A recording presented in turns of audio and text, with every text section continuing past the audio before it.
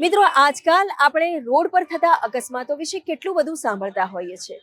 આવામાં અમદાવાદના અમિત ખત્રીએ એક વિશેષ અભિયાન ઉપાડ્યું છે. તેઓ વર્ષોથી લોકોને રોડ સેફટી માટે જાગૃત કરે છે. ગીતો હોય, ગઝલો હોય કે ગરબા હોય, પોતાના વિશેષ અંદાજમાં તેઓ લોકોને આકર્ષિત કરે છે અને રોડ સેફટી, સલામતી અને સાવચેતી માટે જાગૃત કરે છે.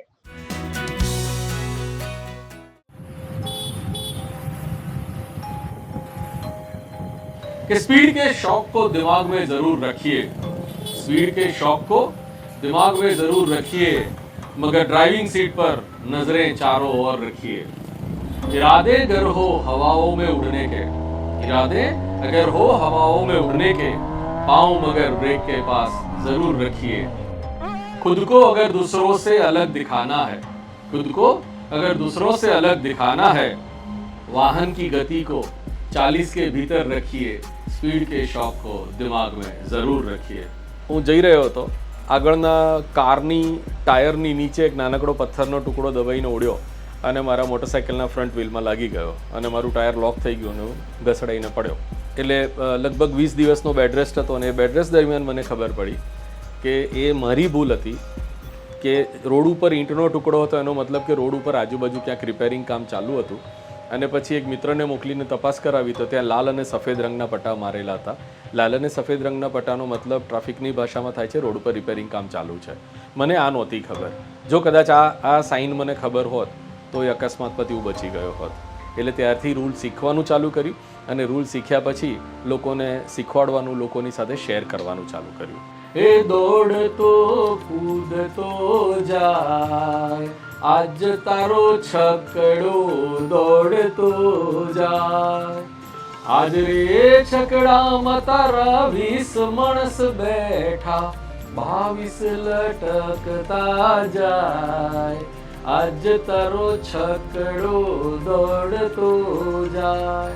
Road safety education and awareness, traffic awareness, એ બધા માટે અમે લોકો, હું અને મારા મિત્રો, અમારી એક ટીમ હોય અને અમે લોકો સાથે મળીને ટ્રાફિક પોલીસ સાથે, આરટીઓ સાથે, મ્યુનિસિપલ કોર્પોરેશન સાથે, એસટી સાથે, એમટીએસ સાથે, આ રીતે અલગ અલગ જે સરકારી વિભાગો છે જે રોડ સાથે સીધા કનેક્ટેડ છે, એમની સાથે રહી અને એમના અવેરનેસના પ્રોગ્રામમાં એઝ એક વક્તા તરીકે, એક પ્લાનર તરીકે અમે કામ કરીએ છીએ. અમે લોકો એક ડ્રામા લખ્યો છે, રોડ ઉપર મસ્તી નથી સસ્તી, જેનું આખું નિર્દેશ લખવાનું ચામ છે. એમાં એમની શાયરીઓ છે, ઓપનિંગ જ એમના શાયરીથી થઈ રહ્યું છે. અને આ ડ્રામા લગભગ 50 શો અમે ટ્રાફિક પોલીસ સાથે, સંસ્થાઓ સાથે, રોટરી સાથે મળીને અમે લોકોએ ઘણા શોઝ કર્યા છે અને એનું અમને ઘણું બધું ઇમ્પેક્ટ મળે છે. ડ્રામા પત્યા પછી ઘણા લોકો આવીને અમને કહેતા હોય છે કે અમે હવે થોડુંક ધ્યાન રાખીશું અને ટ્રાફિકના નિયમોનું પાલન કરવાની કોશિશ કરીશું. રોડ ઉપર જ્યારે ડોટેડ લાઈન હોય છે, ત્રુટક રેખા દોરેલી હોય છે, એનો મતલબ છે કે તમે લેન ચેન્જ કરી શકો છો. પણ રોડ ઉપર જ્યારે એ રેખા સળંગ થઈ જાય ત્યારે તમને લેન ચેન્જ કરવાની અનુમતિ નથી. અને ખાસ કરીને જ્યાં કન્ટિન્યુઅસ લાઈન હોય ત્યાં તમે જમણી બાજુ જમણો વળાંક તો મારી જ નથી શકતા કે યુ ટર્ન પણ નથી લઈ શકતા. તમારે જ્યારે ડાબી બાજુ વળવાનું છે ત્યારે તમારા વાહનને એકદમ ડાબી લાઈનમાં રાખવાનું છે. જમણી બાજુ વળવાનું છે ત્યારે વાહનને એકદમ જમણી બાજુ રાખવાનું છે. અને જેને 4 રસ્તાથી સીધા જવું છે એ પોતાનું વાહન વચ્ચેની લાઈનમાં રાખશે. બીજું કે રિટ્રો રિફ્લેક્ટિવ ટેપ, આ વાહન ઉપર જે રેડિયમ પટ્ટી લગાવવાનો જે નવો કાયદો છે એને પણ આપણે જો પાલન કરીશું તો સી એન્ડ બી સીન, દેખો ઓર દીખો, આ નામની જે સલામતીની ફોર્મ્યુલા છે એનું પણ આપણે પાલન કરી શકીશું. અહીં રૂપની પાછળ લોકો દીવાના લાગે છે, હેલ્મેટ વગરના ચહેરા કેટલા રૂપાળા લાગે છે. અલ્યા જઈને પૂછજો અકસ્માતમાં થયેલ ઘાયલને, જઈને પૂછજો અકસ્માતમાં થયેલ ઘાયલને, લીટા પડેલા ચહેરા કેવા ડરાવણા લાગે છે. અહીં રૂપની પાછળ લોકો દીવાના લાગે છે. કોઈ એક વ્યક્તિના જીવનમાં ફેરફાર આવે તો તમારું જીવન સાર્થક થઈ જાય છે. પ્રભુ કૃપાથી કદાચ અમે લોકોએ આવા સુંદર સજેશન આપ્યા અને જેના કારણે અમદાવાદ શહેરના ટ્રાફિકની વ્યવસ્થા થોડીક સારી થઈ છે, ટ્રાવેલ ટાઈમ ઘટ્યો છે અને અકસ્માતોની સંખ્યા અમે ઘણી બધી જગ્યાએ ઘટાડી શક્યા છીએ અને હજી ઘટશે. એટલે એક ગર્વ, એક આનંદની અનુભૂતિ થાય, એક સંતોષ થાય, સમાજ માટે કંઈક કામ કર્યાનો અનુભવ થાય.